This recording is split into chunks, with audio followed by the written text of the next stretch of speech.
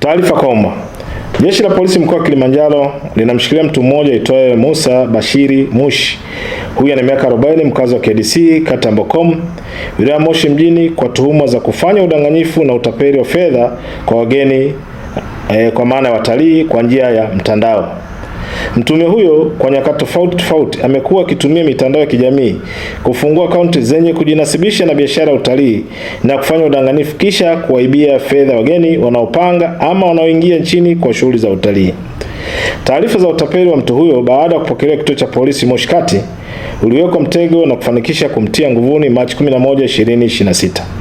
Akaunti ambazo mtuhumiwa huyo alikuwa anatumia kutapeli katika mtandao wa Instagram ni pamoja na Photon Kili Tanzania na tovuti ya www.photonkilitanzaniaadventure.com.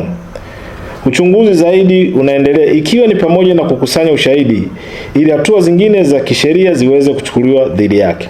Jeshi la Polisi mkoa wa Kilimanjaro linawasihi wananchi na raia wa kigeni wenye malalamiko ya kutapeliwa na mtu huyo wafike polisi ili hatua za kukamilisha uchunguzi kwa hatua nyingine za kisheria ziweze kuchukuliwa.